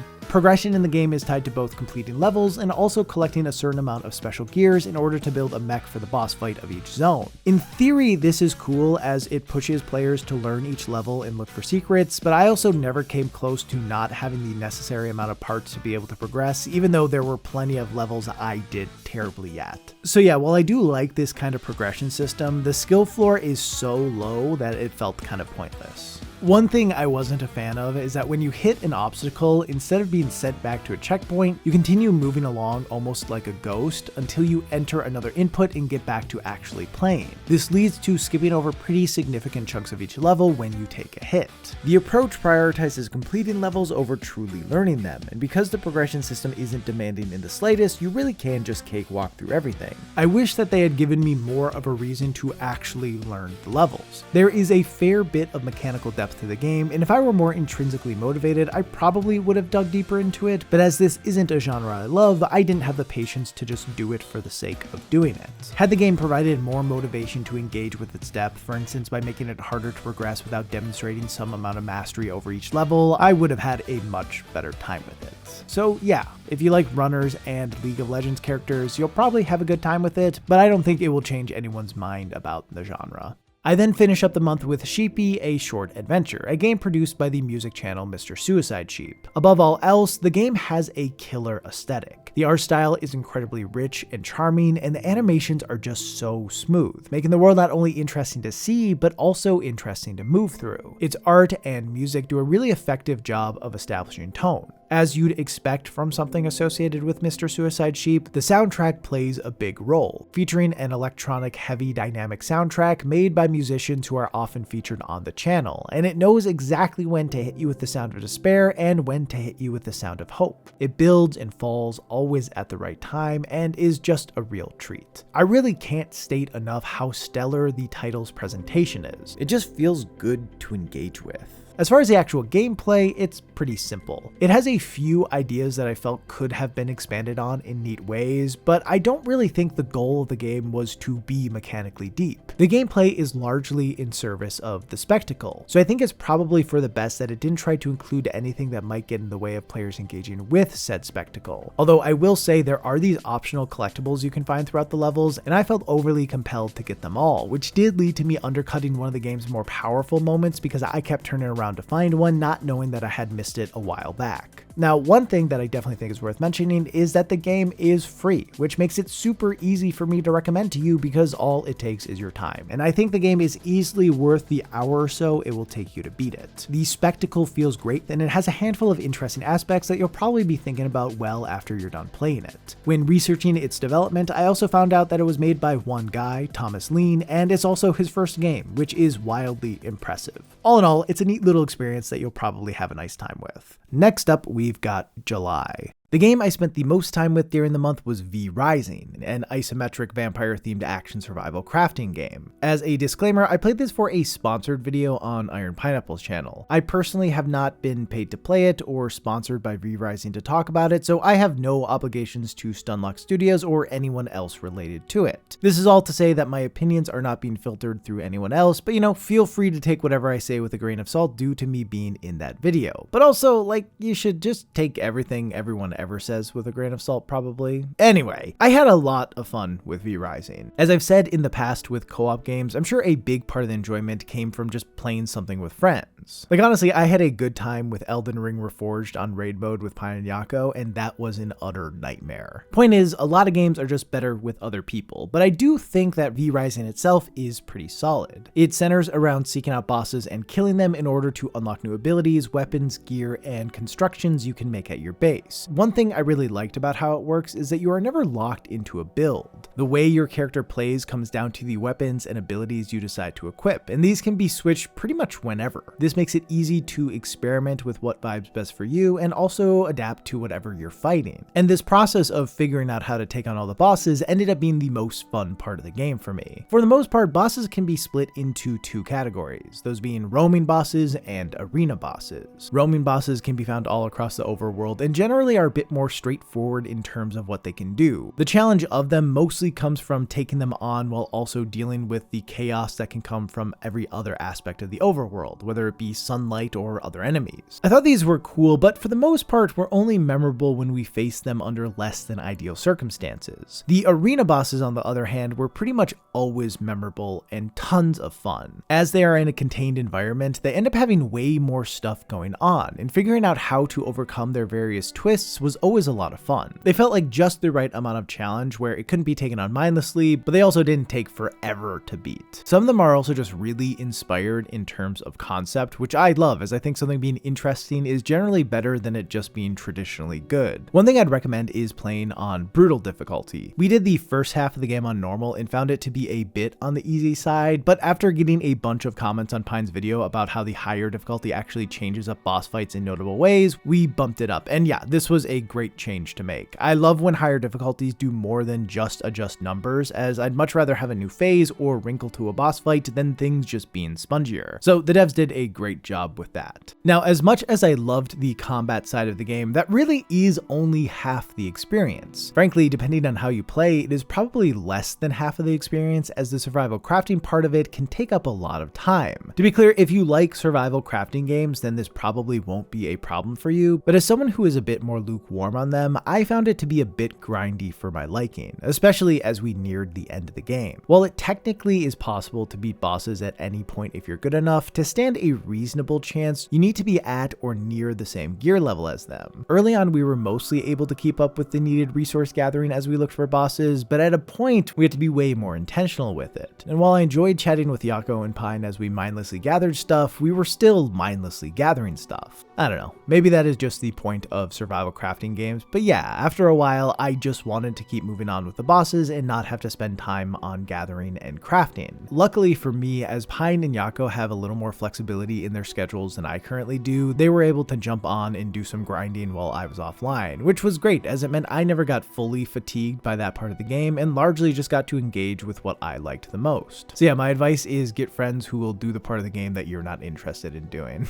I do also want to mention that to V Rising's credit, you are given a lot of customization options around the survival crafting elements, so you can change how long things take to make and how much of a resource you receive when gathering. So we were able to cut down even more on grinding time, which also helped. The last thing I want to talk about with it is it does a lot of interesting things with its vampire theming. From sucking the blood of enemies to get bonuses based on their type and strength, to having to weave between shadows during the daytime to avoid the sunlight, it has a lot of engaging mechanics that make you feel like a vampire TM. All in all, there is a lot here I really loved, but I do think the resource gathering can get pretty repetitive by the end. Again, for people who love survival crafting games, it probably won't feel like an issue, but as someone who really just cared about taking on the bosses, I think I would have had way less fun with it if Yako and Pine hadn't gathered stuff when I was offline. If you have a couple friends to play with you, it is easily worth a shot. That said, I can't really speak to how fun it is to play single player, so I'd say try to find a review for someone who can if that is your only way to play. Alongside V Rising, I also played Dark Messiah of Might and Magic, and it fucking slaps. I came across it when I was doing research for my Skyrim video. I was trying to find other games from that era that did first-person melee combat, and it came up a bunch in my search, and I'm glad it did because it's a ton of fun. It's Arcane Studios' second game, and really feels like the prototype for what Dishonored would eventually become. Now, to preface, it does have a fair bit of jank to it, and I think some of the jank is made worse by playing it on a modern machine, which it does not seem optimized for. But I found the ideas behind the jank to be so fun and interesting that it didn't bother me all that much. What the game is probably best known for is its kick, and for good reason, as it feels great to land and has tons of situational uses, whether it be to create spacing when surrounded by a group of enemies, or to knock foes into a hazard or off a ledge. When all else fails, it is the best option to turn to.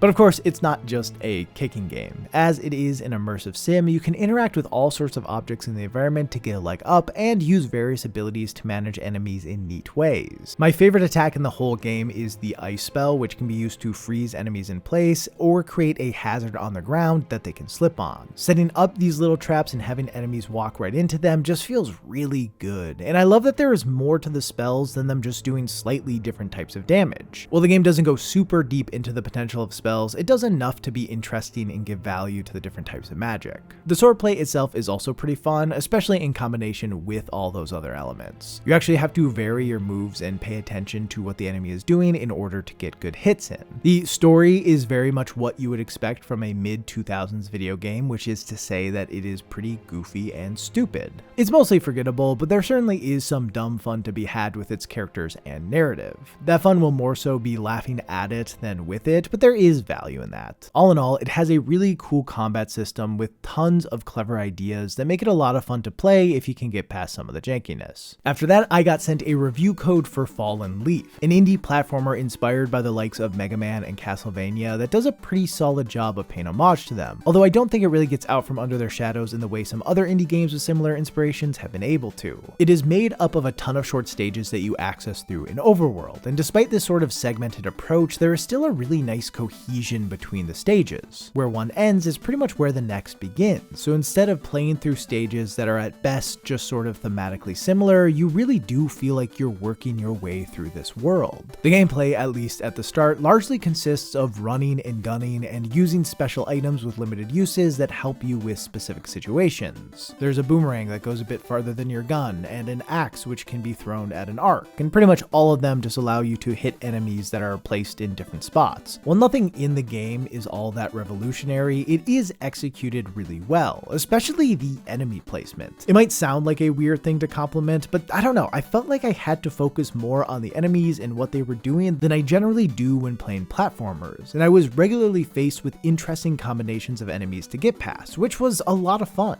While I enjoyed the normal enemies, I did find the bosses to be a bit of a mixed bag. Some are super easy and therefore unmemorable, but others provided a really nice challenge. I mostly just wish there had been more of them. It's kind of lacking on bosses, to be honest. One thing the game does that sets it apart from its inspirations is that when you clear a stage, it nets you a unique reward, and I was a bit mixed on this as well. The vast majority of the rewards are either things you can sell to get gold or things you can give to various people that can be found in towns, typically in exchange for items that increase your health or magic. It definitely can feel good to come across an item that someone told you they needed, but the process of matching NPCs to items can get a bit grating over time. Like, there are a ton of NPCs in this game, and not all of them are tied to the items you find. Some just have 1 or 2 lines of dialogue that sometimes can be charming, but generally are filler. The issue is you can't tell who is who beforehand, so I felt incentivized to talk to every person in every town I came across in order to see if they needed one of the items I had found, and as there are so many people, this took a significant chunk of time. Also, it is easy to forget where every NPC is located, which meant spending even more time checking various towns as I got relevant items. I wish they had cut down on the number of towns and NPCs in the game. I would have much preferred if there was just one huge central hub area that you keep coming back to, as it wouldn't have disrupted the flow of play as much and made it less of a hassle to get items to the right people. And to be clear, I don't think something being a hassle is inherently bad, but I don't think it adds anything here. The effect it had on me was that after a while, I just didn't want to engage with that part of the game.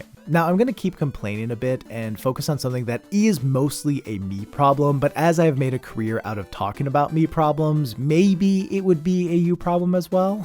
The game has a handful of characters you can unlock that change up the gameplay in pretty significant ways. And I know most people will think this is a good thing, and it probably is, as it makes the game more playable and gives players choices in how they want to approach things, but I actually found myself struggling a lot on deciding who to play with. The first 2 characters you get are Leaf and Petal. They play pretty much the same, except Petal can jump higher and she shoots 2 projectiles at the same time that go a shorter distance instead of just 1. I don't know this for certain, but it really does feel like the the placement of platforms and enemies are designed with their moveset in mind. Every level can obviously be completed by any character, but I found the challenge to feel less consistent when using anyone else, especially the melee characters, as some parts are just way easier while others are much harder. The part I struggled with most is that about halfway through the game, the character Thorn is unlocked, and playing as her is just way more fun than playing as any other character. And again, this may sound like a good thing, and also again, it probably is, but I found myself conflicted about it as I felt like I was playing an entirely different game all of a sudden. And while I'm sure that the devs would say that the intended experience is to play as whoever you want to play as, I don't know that the level design always supported that. It felt like I should be playing with Leaf. Part of me wished I had never been introduced to anyone but Leaf so that I could have just kept experiencing the different ways his moveset would be tested, and another part of me wished that Thorn had been the main character the whole game and everything had been designed expressly around her moveset instead.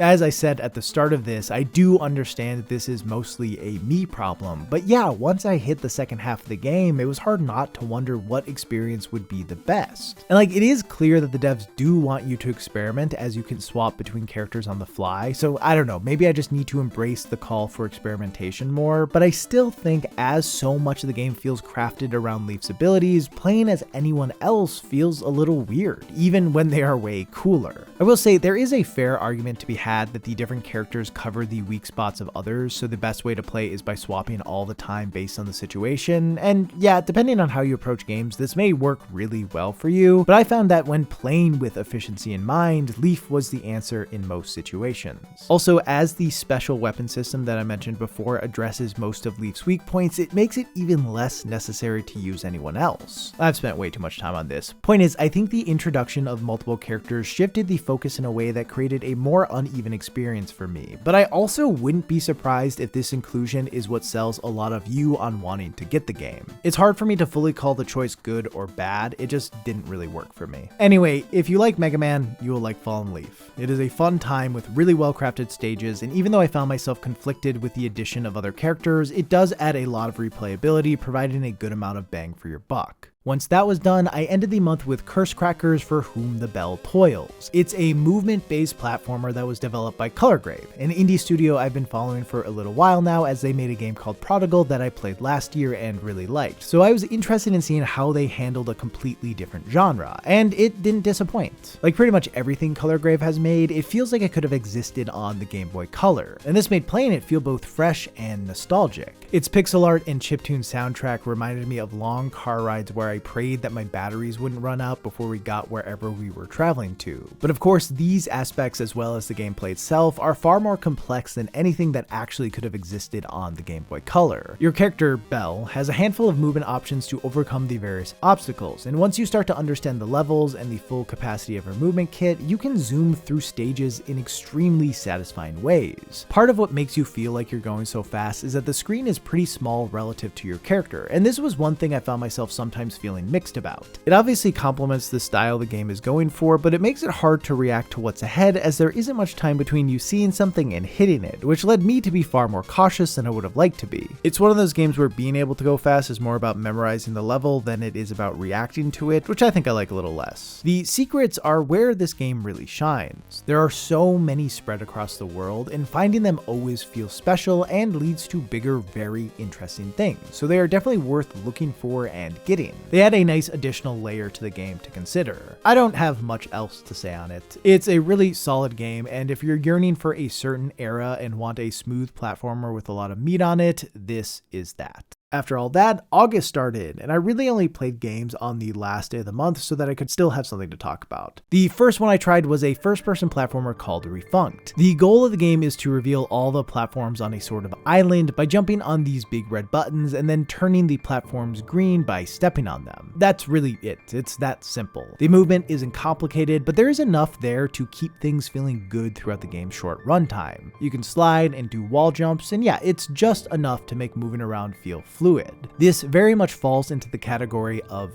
vibe games. There is almost something hypnotic about it. Weaving between blocks as the calming music played wiped most thoughts from my brain, which is a rare occurrence and very much appreciated. For me, the nice little moment of escape was more than worth the low price, but for those who like to get more time out of their purchases, I do think there's a fair amount of replay value for those who are into speedrunning. As I said before, there is enough movement tech to be interesting, and I imagine there could be a lot of fun in finding the optimal route. All in all, it's one of those games that is just kind of joyful to play and is a nice palate cleanser. Once I was done, I played milk inside of a bag of milk inside of a bag of milk, and yeah, it's a weird one, but I imagine that was obvious based on the title alone. It centers around a girl who seemingly has psychosis trying to buy a bag of milk from the store. In order to help herself get through it, she frames the trip as if she is in a visual novel, and while I imagine there are different ways to interpret it, the various responses that the player is in control of appear to represent one of the voices inside her head. I think using the medium of a visual novel in this way works great, as it helps highlight the protagonist's inner conflict. While in a lot of visual novels the character feels aligned with the choices they are presented with, there is a layer of separation with the ones here, and that perspective is intriguing and effective. You really feel like how you respond to something matters, and the game toys with this in some really cool ways that I don't want to get too into here, as it's really short and you probably should just go play it for yourself. Visual novels are not my go-to genre, but this one definitely struck a chord with me in a way that many do not, due to its framing as well as its really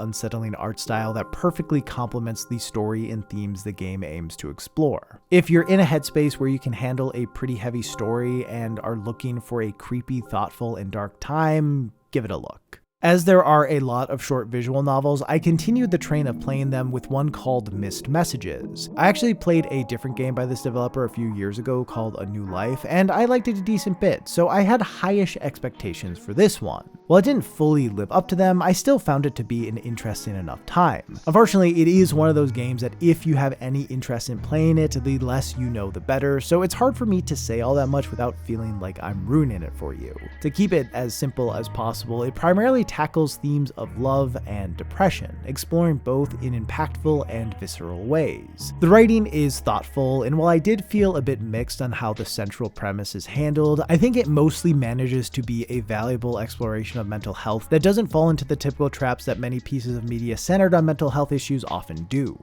Like milk inside a bag of milk inside a bag of milk, it's definitely not one to play if you're in the wrong headspace, but if you are up for something heavy and generally like stories that explore the intersection of relationships and mental health, it's worth checking out. Now, to change the mood completely, I ended off the month with Frog Detective: The Haunted Island. Frog Detective is about as charming as a game can get. The music, the art style, and especially the writing all just hit for me in a really fun way that kept a smile on my face for the entire runtime. It is unapologetically goofy, and every interaction is memorable in its own way. Comedy can be hard to convey through text, but that is not an issue here at all. The dialogue is just really well executed, leading to what can best be described as a nice time. As for the gameplay itself, it is sort of like a classic adventure game where you talk to people and gather items that they need, and yeah, there really isn't much to it. Based on it being called Frog Detective, I had hoped there would be something for me to actually solve, but everything is super straightforward. Really, all you need to do is just talk to everyone. This expectation is on me for making assumptions, but it did still leave me feeling a bit disappointed by the lack of any real mystery to solve. I say that not to dissuade anyone from playing it, but to just make sure that you're going in with the right expectations. It's a really fun and well-written little game that is a perfect way to spend an evening. Following August came September, as it usually does. A good chunk of my gaming time was spent playing the 3 DLCs for Remnant 2, those being The Awakened King, The Forgotten Kingdom, and The Dark Horizon. As a disclaimer, just like I did with the base game, I played it to help out Iron Pineapple with a sponsored video on his channel. And similarly to the other times I've done videos like this with Pine, I personally have not been sponsored and have no obligation to anyone to say or do anything, so all thoughts are my own, but I do think it's important for you all to have the context. Anyway, I had a lot of fun with the DLC. I generally just love Remnant 2 as it has a lot of cool ideas and tons of really great bosses, and for the most part the DLC is just more of that. The way Remnant 2 works is that there there are 3 primary areas. One of them is in a city that is Bloodborne coded, one is in a jungle filled with old ruins, and one is in a futuristic space setting. And instead of these areas being fully set in stone, the game procedurally generates what is going to be in each by pulling from a pool of zones and bosses that then populate the area you'll play in.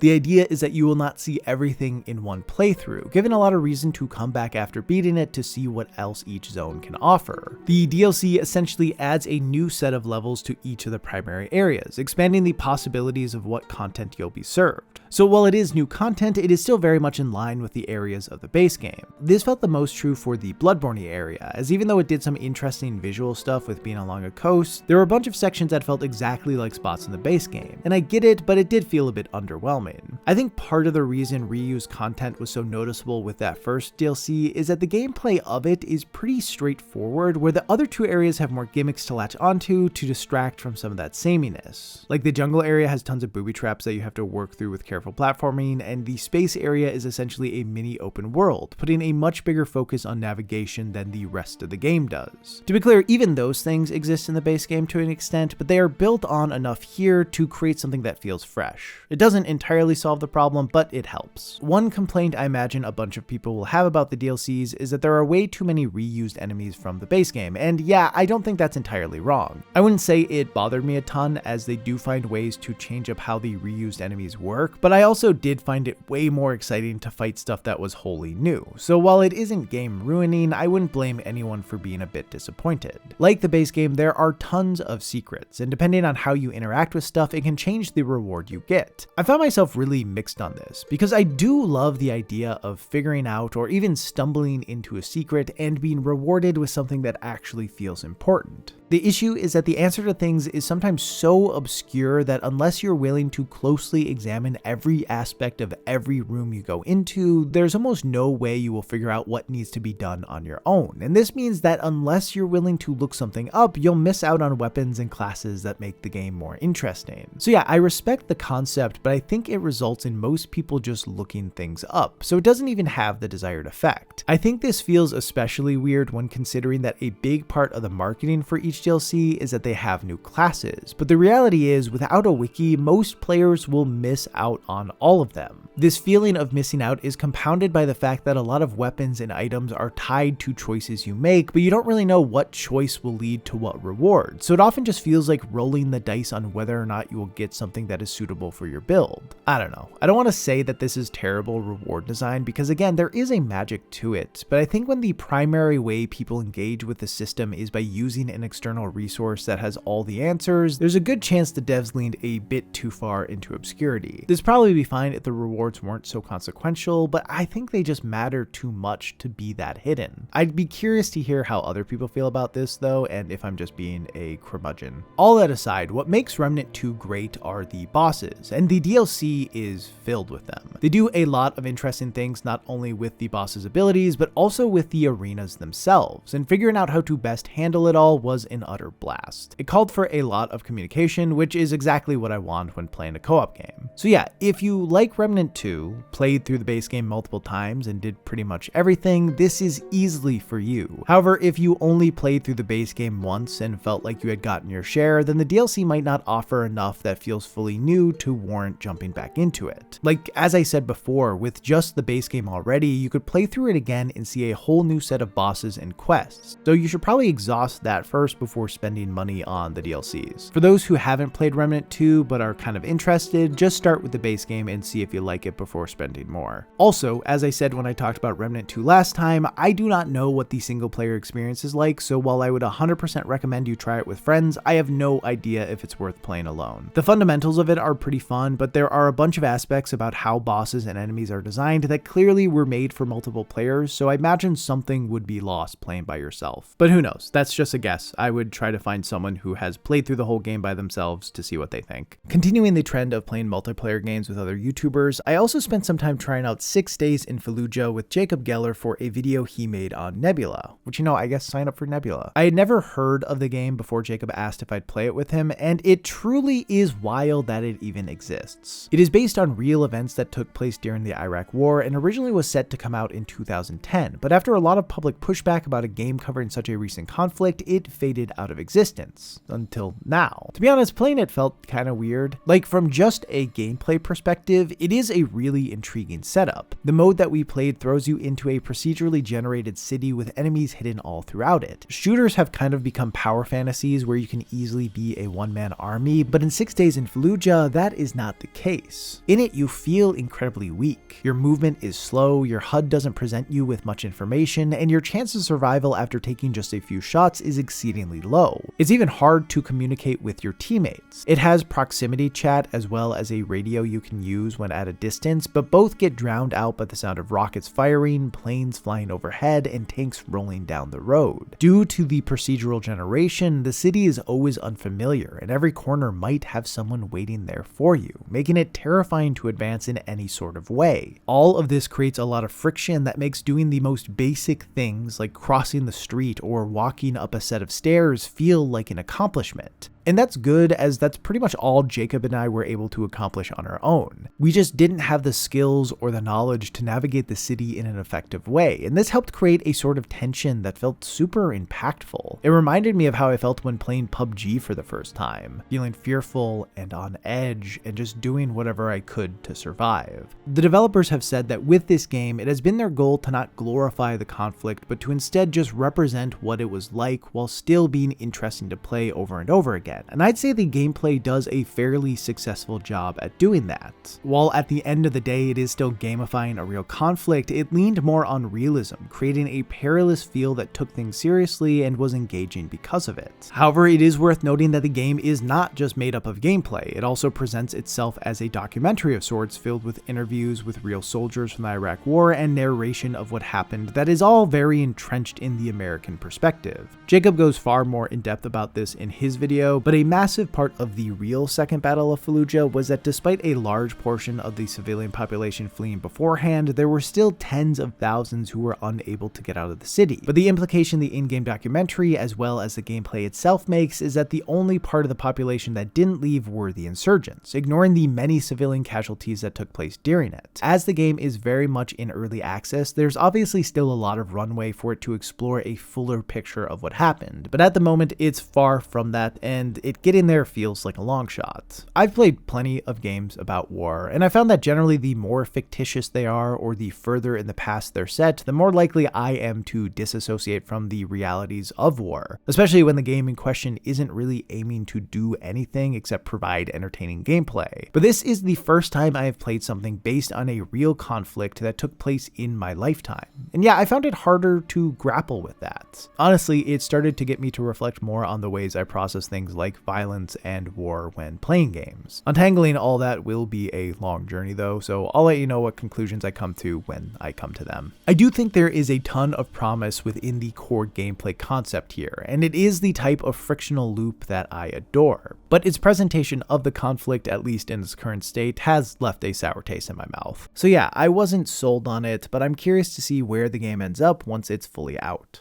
I then ended the month with The Legend of Zelda: Echoes of Wisdom, and honestly Nintendo is kinda good at this whole making video games thing. As a lover of 2D Zelda titles, I've been waiting a long time for them to put out a brand new one, and honestly this is not what I expected them to make, but I guess that is sort of the beauty, or curse for some people, of Nintendo. They don't make what you want them to make. They care less about what they've done and more about what they could do. While I am more bullish on the direction modern Zelda has gone than it seems like everyone else on YouTube currently is, I will admit that even I've been hoping for an entry with a tighter structure than the last couple games, and Echoes of Wisdom pretty much perfectly threaded the needle in terms of providing a more defined structure while also giving enough space to allow for the open air gameplay that made Breath of the Wild feel so fresh. The central mechanic of being able to create echoes of objects and enemies you come across that can be used however you please provides so many opportunities for creative problem solving. There are certainly some echoes that can solve more problems than others. For instance, the water blocks pretty much make most other forms of climbing or crossing gaps feel obsolete, but it does do a solid job of regularly presenting obstacles that require different types of echoes. This is especially the case with the caves you'll come across in the overworld and the dungeons, which unlike Tears of the Kingdom actually feel like classic Zelda dungeons while still letting you approach each individual room in whatever way makes the most sense to you. Having this tighter structure as well as the limitation of being a 2D game seemingly allowed Nintendo to make challenges that are hard to exploit but still flexible to solve, which is great.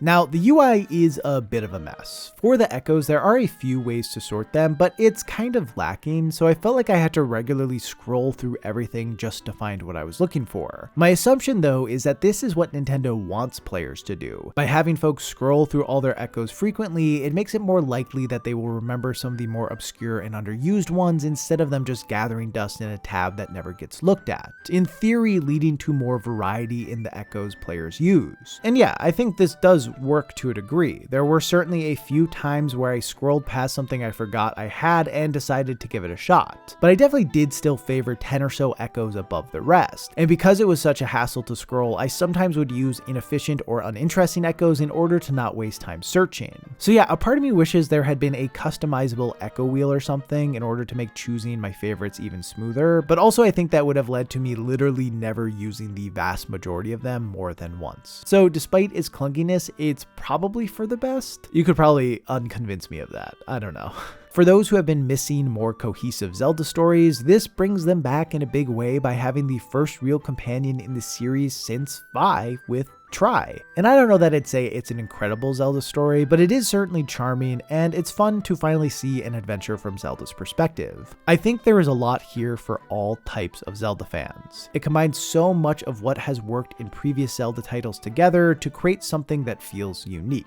It's an easy game to recommend to pretty much everyone. In October, I didn't really play much of anything. Between getting sick, taking care of my kids who got sick, and working on videos with whatever time I had left over, I wasn't able to dedicate substantial time to gaming. I did start replaying Slay the Spire on my phone when I had some downtime, and actually decided to try out some Ascension runs, which surprisingly I found to be a lot of fun. I'm not sure that I'll ever complete the full Ascension 20 ladder, but it was nice to try out and enjoy an aspect of the game that I had previously assumed I wouldn't be interested in. With that disaster of a month out of the way, November came, and it proved to be a better one. The first game I got into was Cyberpunk 2077. On my main channel, I worked on a video about cities in video games, and I figured in order to make it feel well-rounded, I would either have to talk about Night City or Baldur's Gate, and as I'm still in Act 1 of Baldur's Gate 3 and far, far away from reaching the city, I went with Cyberpunk. I'm not terribly deep into the game, so none of my thoughts on it are set in stone, but so far I am wildly impressed by it. Night City is immense in a way that I haven't felt before with a game. Its architecture is crushing and beautiful, and the level of detail that can be found everywhere you look feels impossible. I think immersion can take all sorts of forms. It's not necessarily about good graphics or fleshed out worlds, but those things do a lot of heavy lifting here. I don't know, there is just such a believability to the city, and maybe it's just seeing such a detail-rich place like this from a first-person perspective, but from the moment I stepped onto the streets of Night City, I felt as close as I could to being an actual part of the game's world. Visually, it is just so engaging, and there is a weight to every movement and interaction that makes it hard not to be drawn in. I've been trying to become less objective focused when playing games, as I think I sometimes forget to slow down and appreciate the spaces I'm in, and slowing down has been very easy to do in Cyberpunk. Like just walking down the street feels cool, which can't be said for every game. As for the gameplay, I've barely scratched the surface at all. There are still a lot of mechanics to uncover and experiment with, so there's a lot I'll need to experience before having any meaningful thoughts there. One aspect I do enjoy off the bat though is the use of hacking within combat. It not only acts as a nice way to slow down the action to get a lay of the land, but it's fun to mess with enemies in various ways, and it seems like there could be a lot of potential there for cool abilities. Even though I haven't seen most of it, the story is compelling already, and a standout part of it for me is the character Jackie. So many games will pair you with a best friend from the start, and most of them aren't that likable, but Jackie is super endearing, and I really enjoy his dynamic with V. The game pulls this friendship off well, and I'm excited to see how they exploit it in order to hurt me. So yeah, I am still super early in the game, so my thoughts on it definitely will change as I get further along, but at the moment it is super promising, and I'm excited to play more. Honestly, I am very thankful to be playing this version instead of the one people got at launch. I didn't follow it that closely when it first came out, but so much of what has pulled me into the game seemed to be utterly bugged back then. I get why a lot of people might still feel resentful about it, but it does seem to be in a really good place now. It kind of makes me wonder if more AAA games would benefit from some sort of early access structure. I know that may may seem weird, but frankly, it pretty much is what happened here, except it just wasn't communicated. I don't know everything that went into Cyberpunk's release, but clearly the scope of the game outpaced the deadline. Personally, to avoid this, I think more studios should just focus on smaller games, but for those that do have aspirations of making massive things like this, the current model is not sustainable. They need to do something. Even though CD Projekt Red should be commended for bringing their game so far, it was decisions by their leadership that made it so they even had to in the first place. So yeah, I'm very impressed with what the game is able to accomplish, but I really hope CD Projekt Red has learned from this and that it is reflected in whatever they put out next. Anyway, I'll keep you posted on my thoughts as I get further into the game. Then I played Mind Over Magnets, a puzzle game made by Mark Brown of Game Maker's Toolkit, and it was a really pleasant time. I do want to say off the bat that I'm biased when it comes to this game because I've known Mark for a good while now. I can't really remember the first time we met, but I do remember the first time I ever saw one of his videos. Way back in the day when I was getting my start, my Minimaps Are Stupid video became the top post of all time on r/game design, which I was super proud of, but then Mark put out banger video after banger video, each of which got posted there and absolutely shattered my record, and I couldn't even be mad about it because his work was just so good. Sometime not too long after then, we got connected, and he has always shown me a lot of kindness. He is someone I look up to as a person and a creator, and he makes this space so much better. This game, as well as the accompanying series developing, is one of the coolest multi-platform projects I've seen someone do.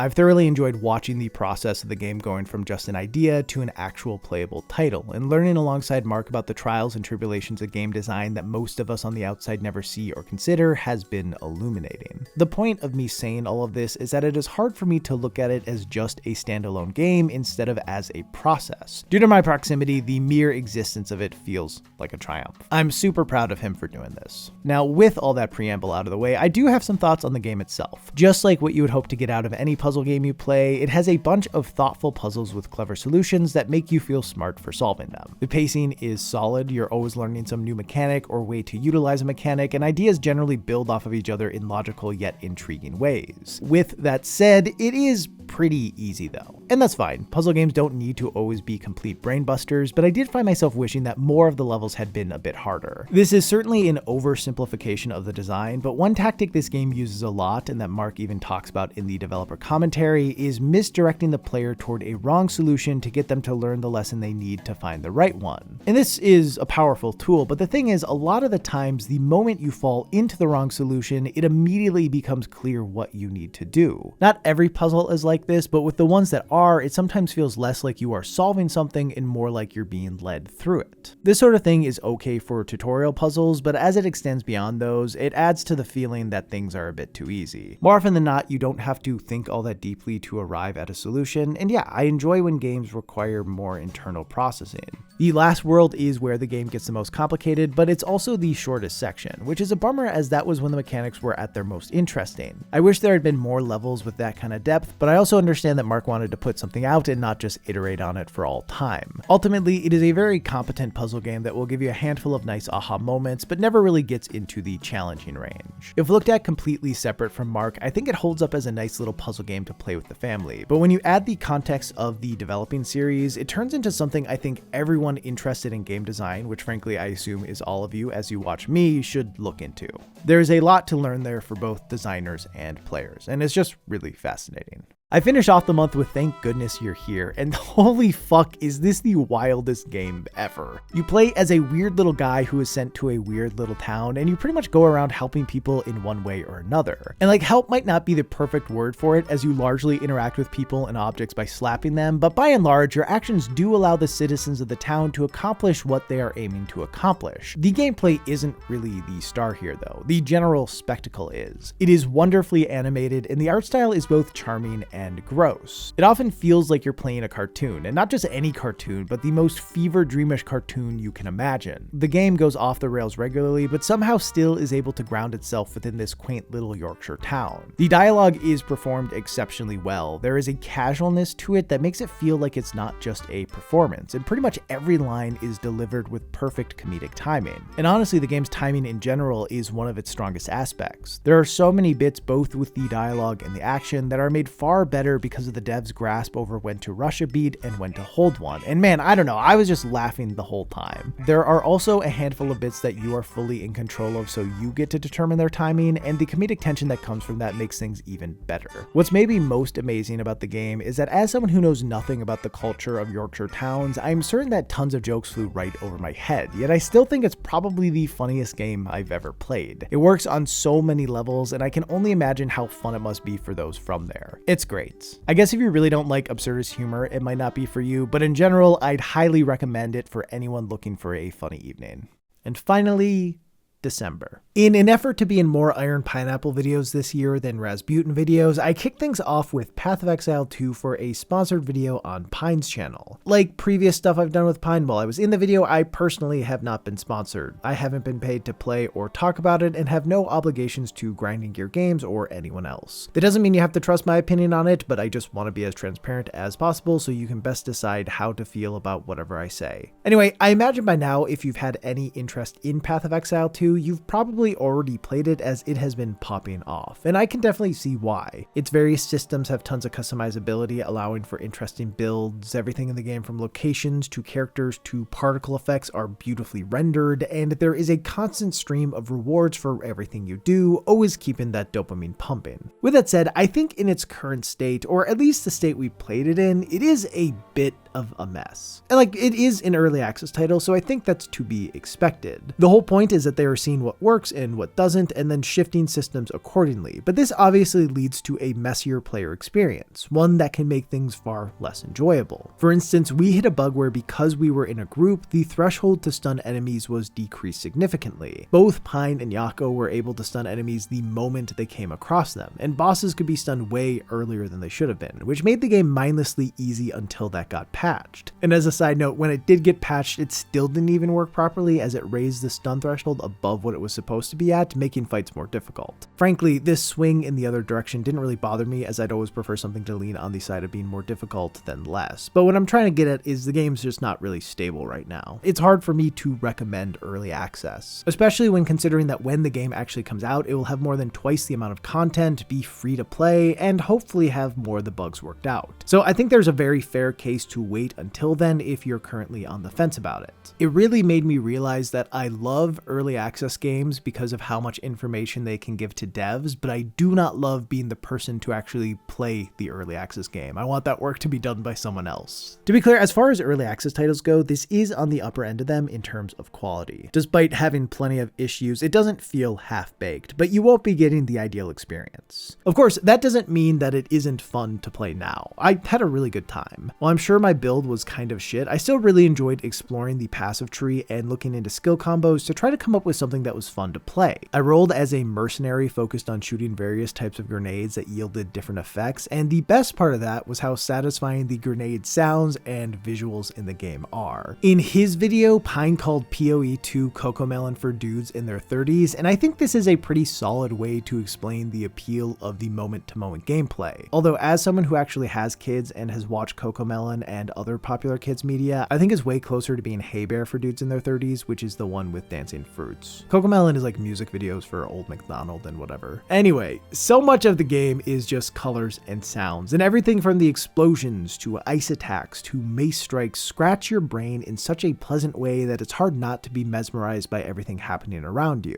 It's the kind of game you want to play when in a Discord call with your friends or while watching a 6-hour video essay. There's enough interaction to be engaging, but it doesn't generally demand so much attention to require your complete focus, at least when you are exploring the world. The bosses certainly do pose more of a challenge, which I think breaks things up nicely, although I still thought they were on the easy side. I imagine depending on if you're playing solo or as a certain character, the difficulty will vary tremendously, so it's hard to say that I wish the game as a whole was harder, but I do wish it felt better balanced for groups. Honestly, I also wish the characters felt a bit more balanced. The warrior, at least from what I saw on our playthrough, seems kinda terrible. Yako did the best with what he had, but it just seemed a level below what our characters were able to do. But yeah, I think there's a good mix of moments that take a lot of thought, like choosing how to build your character and fighting bosses, as well as moments that don't take much at all, like exploring and working through basic enemies, creating a game that allows you to vibe out while still feeling the satisfaction of overcoming stuff. I don't think it's going to change anyone's mind on ARPGs, so if you don't really like the genre, I'd take a pass on it. But if you're looking for one to drop a stupid amount of time into, this seems like it will be a good candidate, especially once it hits its full release. After that, I played Strange Horticulture, a game where you run a mysterious plant store in the city of Undermere and help solve the problems of locals by providing them with varying types of flora. The gameplay loop largely consists of someone coming in and requesting a plant, and then you cross-checking your handy reference book with the plants in the store in order to figure out which one to give them. While that is the core of it, the gameplay does extend beyond this. There's a whole map system that allows you to travel, and there are a bunch of puzzles tied to this as well. A big part of what makes solving everything feel so satisfying is how the game has you interact with the stuff in the shop. From the reference book, to the map, to letters, to the plants themselves, engaging with it all has an almost tactile sense to it despite it being a video game, helping to create a real sense of place, and immersing you further and further into each mystery. The puzzles themselves are in that sweet spot of being just challenging enough to get you thinking, but never making you feel too stupid. While I didn't get tripped up too much, I did find myself scrambling near the end of the game to figure out a handful of things, which I think is a great place to be when it comes to titles like this. You want a little bit of that panic, so solving it feels all that much better. The story itself is also pretty enjoyable, and there are a handful of ways that things can play out based on your choices, which is pretty fun. My only complaint about it is that there are a few puzzles early on where customers describe the effects or look of a plant, but then also tell you its name, and I thought this was kind of annoying as it took away something that I wanted to solve myself.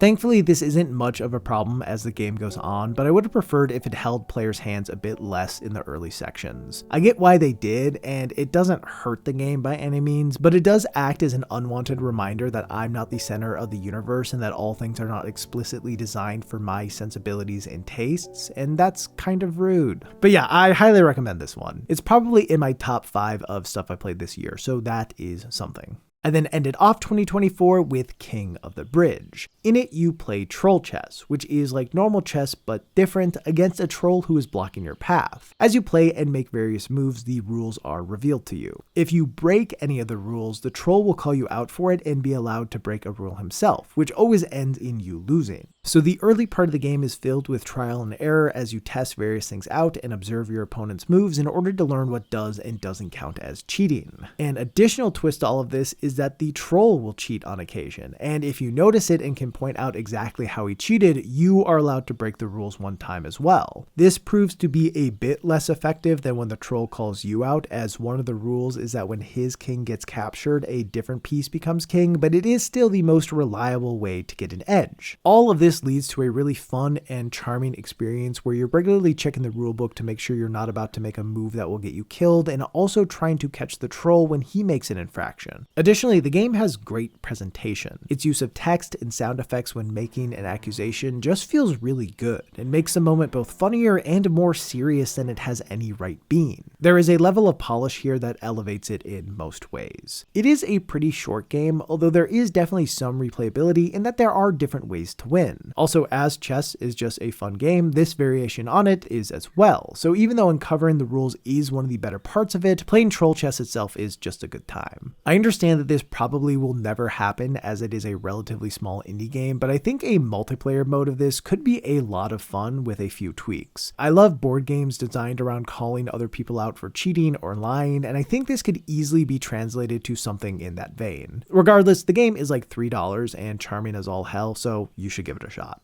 That's all I've got. I hope you've had a good year, and I will see you in the next one unless I decide to stop doing this. Bye.